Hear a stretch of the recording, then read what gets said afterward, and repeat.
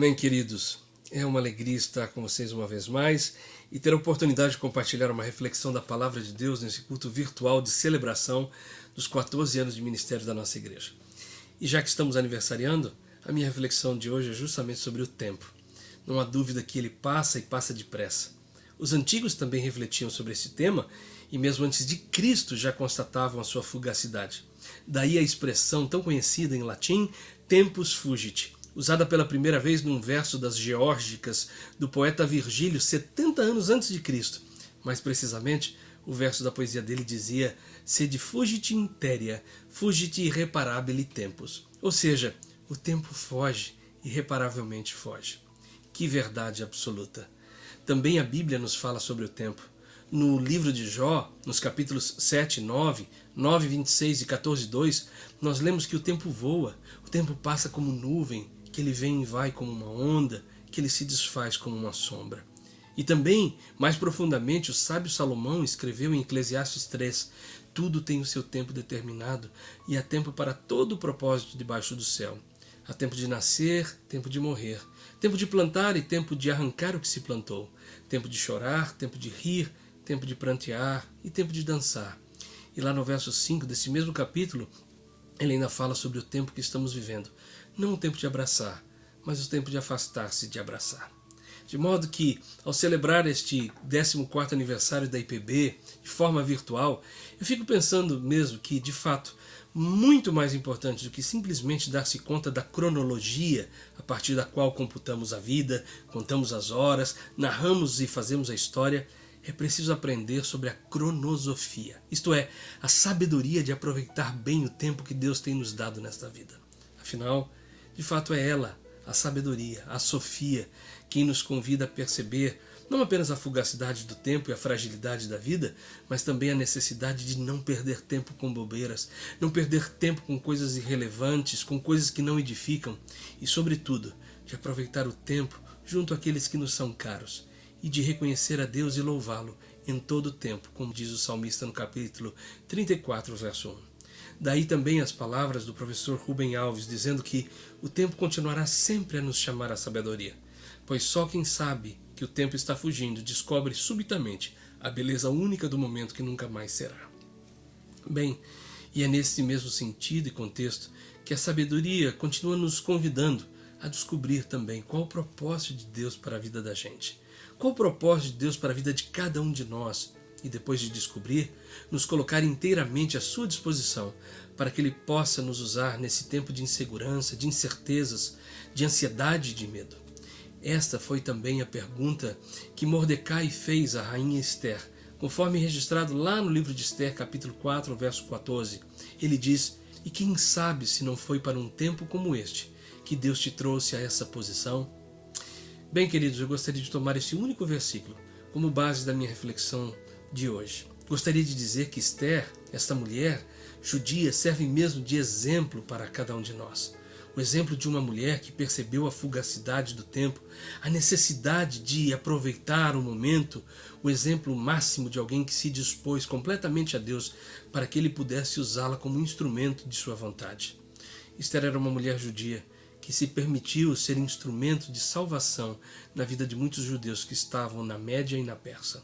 A história dela, conforme registrada lá no seu livro, pode também ser dividida em 3 tempos, ou em 3 momentos. O primeiro, a sua infância, pois é nos capítulos 1 e 2 onde nós encontramos o relato da vida difícil dessa menina pobre, dessa judia chamada Radassa, que no hebraico significa murta, uma arvorezinha. Radassa era uma menina órfã, filha de estrangeiros, que acabou sendo criada pelo tio Mordecai, ou Mardoqueu, em algumas interpretações, num contexto de perseguição na província de Suzã, capital da Pérsia. Um segundo momento da história dela é quando ela se torna moça. E não apenas uma moça, mas uma moça linda, diz a Bíblia, a ponto de ela acabar participando de um concurso de beleza promovido pelo rei Assuero. E ao fim, entre 8 candidatas finalistas, Radassa é escolhida para ocupar o trono real e se tornar a mais nova rainha da Pérsia no lugar de Vasti. Uma mudança radical, tão radical que lhe deu o direito até de mudar de nome. Ao invés de Radassa, seria chamada agora Esther, a estrela. Mas há um terceiro momento, e certamente o mais significativo de todos, que acontece quando um certo dia Esther, já no palácio, deleitando-se da vida real, recebe a visita de um servo eunuco que faz ela saber que o seu tio Mordecai estava lá do lado de fora do palácio, nos portões, com as vestes rasgadas, coberto de pano de saco e cinza, pedindo ajuda por causa do extermínio que tinha sido anunciado em Suzã. Tratava-se mesmo de uma enorme conspiração e de uma trama muito bem armada por Amã, o inimigo dos judeus, que tinha conseguido persuadir o rei Assuero e convencido o rei a assinar um decreto cuja decisão era destruir, matar, aniquilar todos os judeus, moços e velhos, crianças e mulheres. Por conta desse decreto, queridos, todos os judeus deveriam ser exterminados num único dia. E mediante isso, o pranto do povo judeu foi inevitável. E ainda mais porque uma das máximas do Império Persa, conforme a gente pode até ler no livro de Daniel, era de que uma vez que a lei real fosse estabelecida, ela não poderia jamais ser revogada. De modo que agora Mordecai vai até o palácio e pede ali no portão a Esther que possa interceder junto ao rei. Mas esse era um problema enorme e um desafio para ela. Porque, em primeiro lugar, mesmo sendo rainha, Esther não tinha poder em suas mãos para livrar o povo. Em segundo lugar, porque ela poderia tentar falar com o rei, mas não poderia entrar na sua presença a menos que ela fosse chamada por ele. Daí o dilema. Se ela esperasse muito mais tempo, poderia ser tarde demais.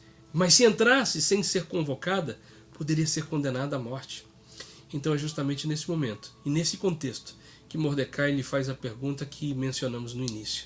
Quem sabe, Esther, se não foi para esse tempo que Deus te colocou nesta posição?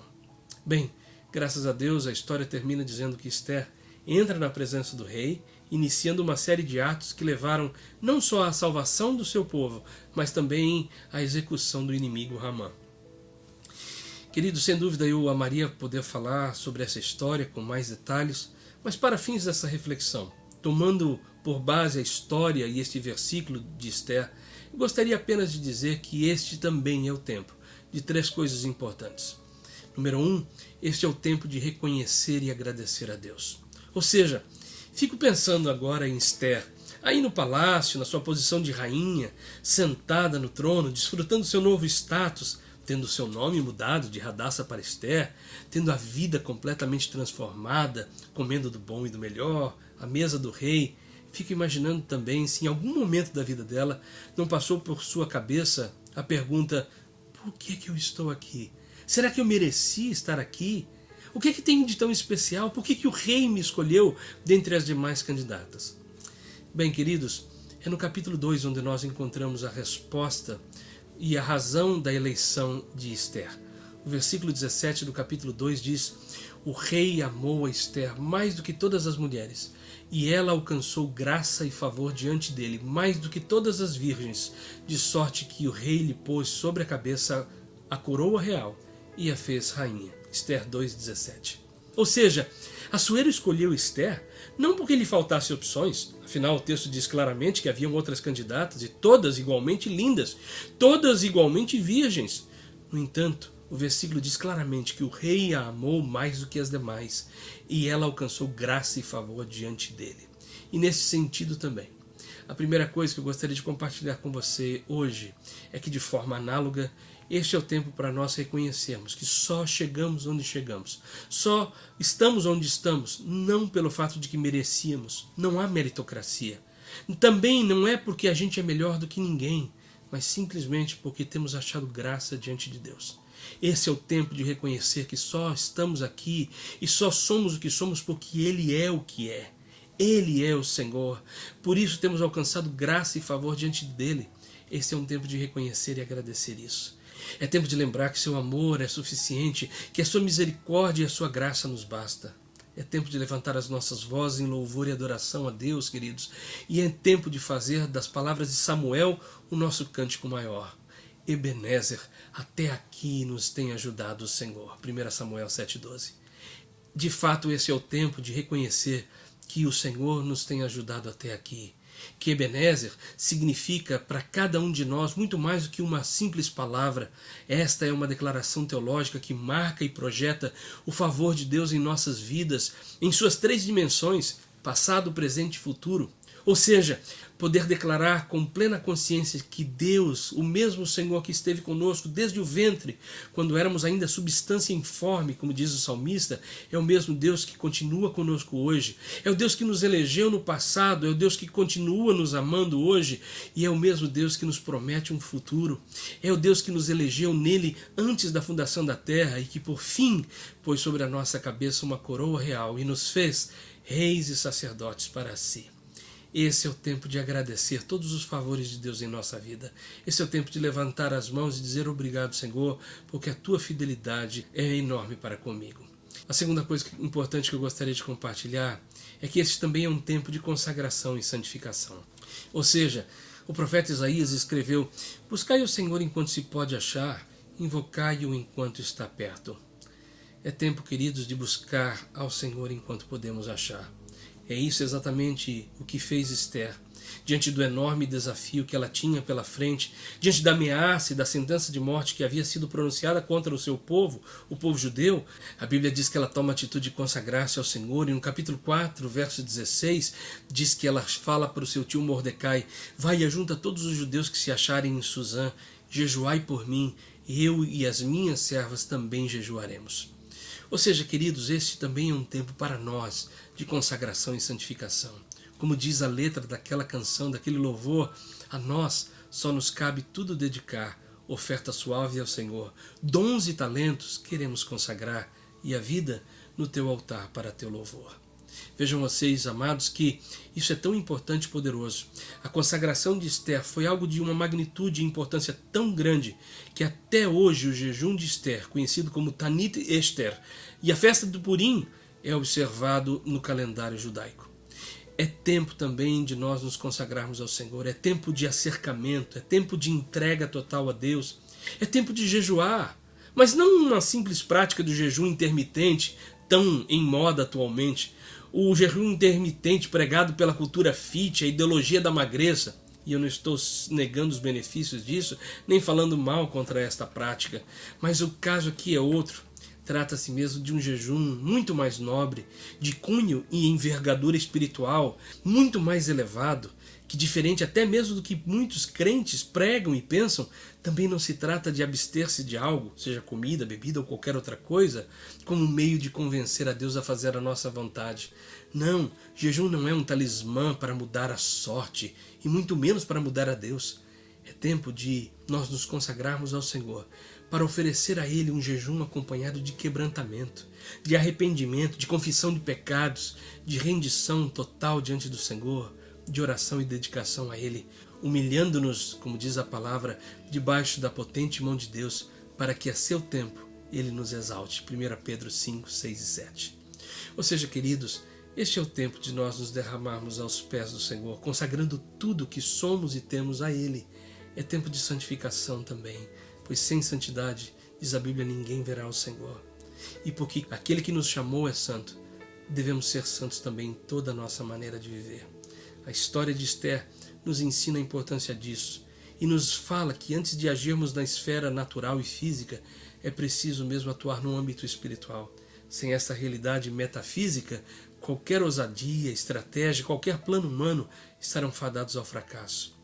Aprendamos com Esther e como ensinou também Salomão, consagremos ao Senhor tudo o que fizermos e os nossos planos serão bem-sucedidos. Provérbios 16, 3. Amém. Bem, e a terceira e última coisa que eu gostaria de compartilhar é de que este é o tempo de conhecer os mistérios e os propósitos de Deus para nós. E eu faço uso aqui da palavra mistério com propósito. Afinal, o livro de Esther é um livro de mistérios revelados. O livro de Esther é um livro de propósitos revelados e realizados. Saibam vocês que a coisa mais interessante e de talvez maior importância no livro de Esther não é saber se o rei mencionado na história era Xerxes ou Artaxerxes.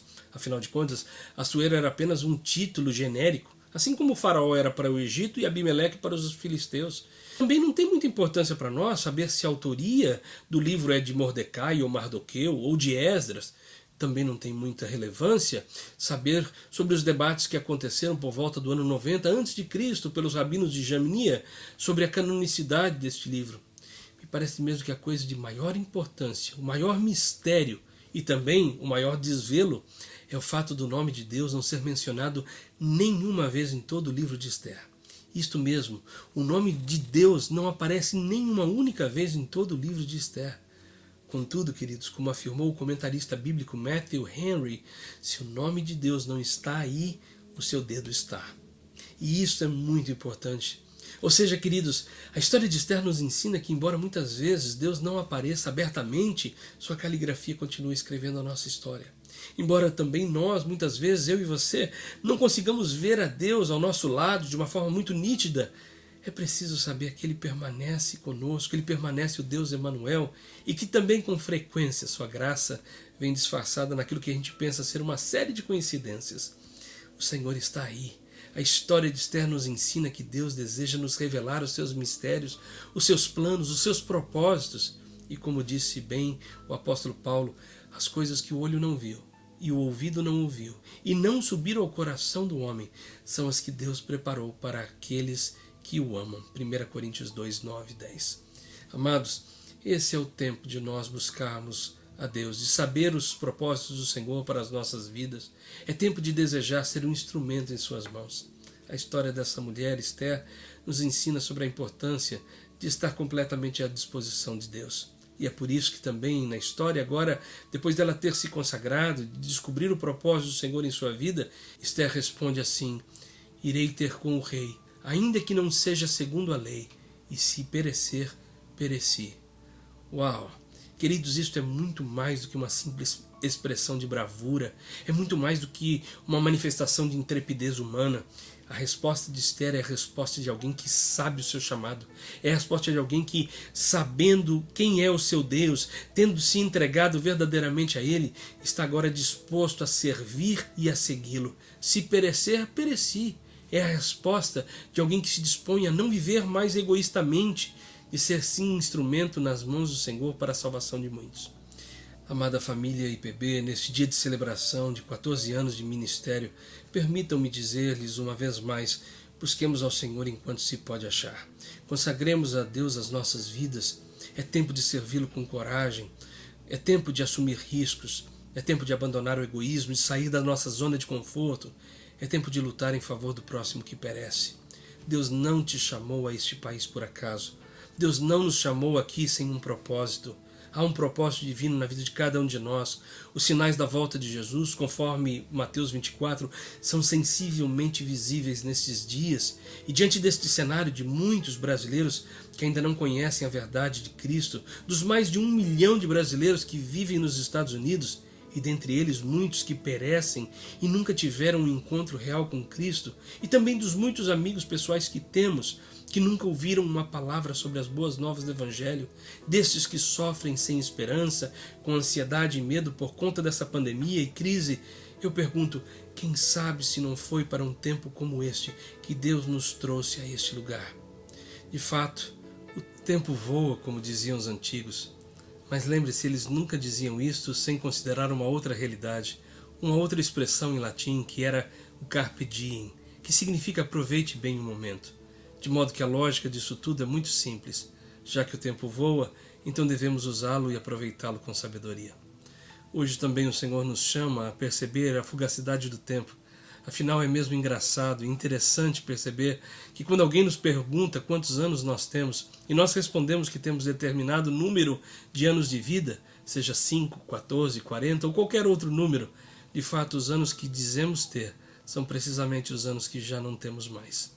E daí também a necessidade de não perdermos tempo com coisas irrelevantes ou coisas que não edificam. Amado irmão, amada irmã, aproveite bem o tempo que Deus te deu. Ame aqueles que te são preciosos, reconheça Deus e louve-o em todo o tempo. Amém.